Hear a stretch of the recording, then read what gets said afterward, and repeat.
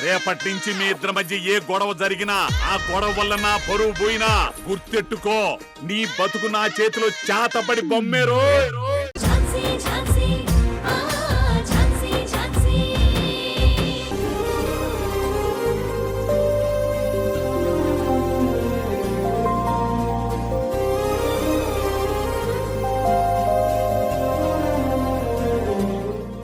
ఏంటి ఇంకా రావట్లేదు?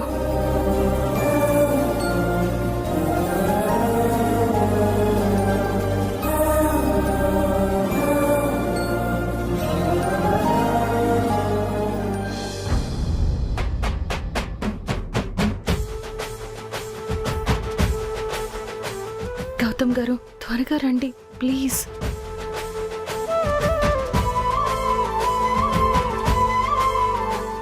ఝాన్సీ, నా కోసం ఇంత ఇదిగా ఎదురు చూస్తున్నావు. మనసు నిండా నన్నే పెట్టుకొని ఎదురుగా వచ్చినప్పుడు మాత్రం ఏ ఫీలింగ్ లేనట్టుంటావా? ఎక్స్క్యూజ్ మీ, గౌతమ్ గారికి ఇన్ఫార్మ్ చేశారా నేను వచ్చానని? చెప్పాను మేడం.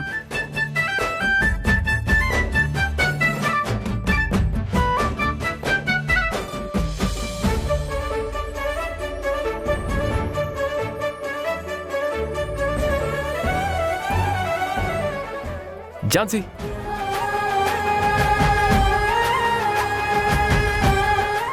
మీకు సరదాగా ఉందా? మీకోసం ఎంతసేపటి నుంచి వెయిట్ చేస్తున్నానో తెలుసా? ఎందుకు లేట్ చేశారు? అడుగుతుంటే సమాధానం చెప్పకుండా అలా నవ్వుతారేంటి?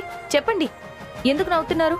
ఝాన్సీ, నా కోసం నువ్వెంత ప్రేమతో ఎదురు చూస్తున్నావా అని అక్కడ దాక్కొని చూస్తున్నాను. నువ్వలా ప్రేమతో వెయిట్ చేస్తుంటే ఎంత హాయిగా ఉందో తెలుసా? I feel I'm so lucky to have you in my life. ఈ లోకంలో ప్రేమించే వాళ్ళకంటే ప్రేమించబడే వాళ్ళు ఎంతో అదృష్టవంతులు. నేను ఇక్కడ టెన్షన్గా ఉంటే మీరు అక్కడ ఎంజాయ్ చేస్తున్నారా? ఆయన నేనేమి ప్రేమతో వెయిట్ చేయడం లేదు, ఇన్ఫర్మేషన్తో వెయిట్ చేస్తున్నాను. అది మీకు చెప్పేస్తే వెళ్ళిపోదామని చూస్తున్నాను. నా మీద ప్రేమ కాదన్నప్పుడు నాకా ఇన్ఫర్మేషన్ ఎందుకు? నాకేం అవసరం లేదు. అయితే వద్దా? చెప్పండి, వద్దంటే నేను వెళ్ళిపోతాను. వెళ్ళిపోతున్నా? ఏ ఝాన్సీ, సరే చెప్పు, వింటా. చెప్పమన్నాగా. అయ్యో మర్చిపోయాను గౌతమ్ గారు. కానీ నాకు అర్థమైంది. అవునా? ఎలా గౌతమ్ గారు? నీ మనసేంటో తెలిసిన నాకు నువ్వు చెప్తేనే అర్థమవుతుందా ఏంటి?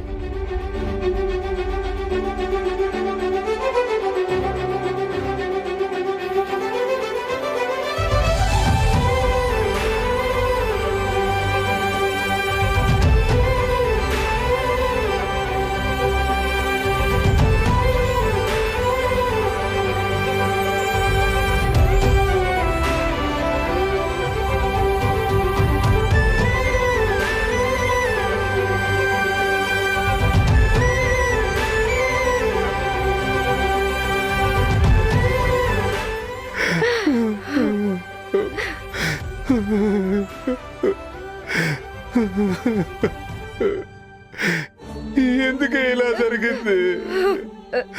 దేవుడు ఎందుకు ఇంత అన్యాయం చేస్తున్నాడు మనకి? ఏం చేస్తాం, అంత మన కర్మ అయ్యా, మన కర్మ. కాకా, ఏం జరిగింది? ఎందుకు ఏడుస్తున్నారు? వీళ్ళ కొడుకు తల్లిని ఇంటి నుంచి వెళ్ళగొట్టాడు గౌతమ్ గారు. అమ్మా, నా పాపం పండిపోయిందమ్మా. నాకు శిక్ష పడాల్సిందే.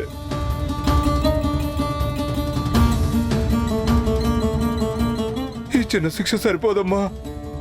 ఓ మంచి మనిషిని, తప్పంటే ఏంటో కూడా తెలియని మనిషిని తప్పుడు కేసులో ఇరికించాను.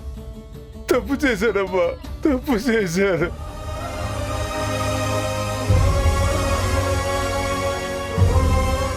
కాకా ఊరుకో, ఇప్పుడు అవన్నీ ఎందుకు?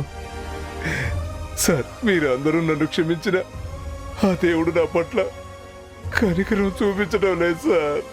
నన్ను క్షమించే ఉద్దేశం ఆయనకు లేనట్టుంది సార్.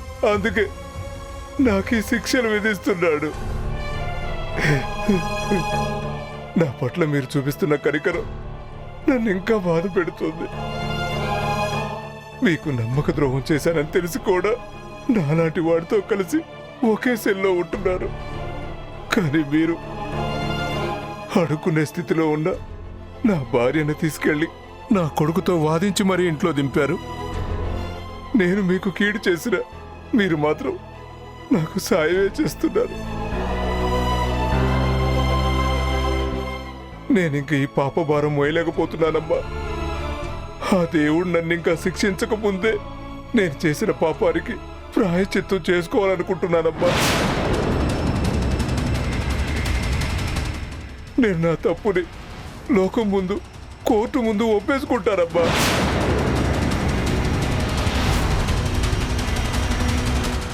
గౌతమ్ సరి ఏ తప్పు చేయలేదని నిప్పు లాంటి మనిషి మీద డబ్బు కోసం కక్కుర్తి పడి నింద మోపానని నిజం చెప్తానమ్మా.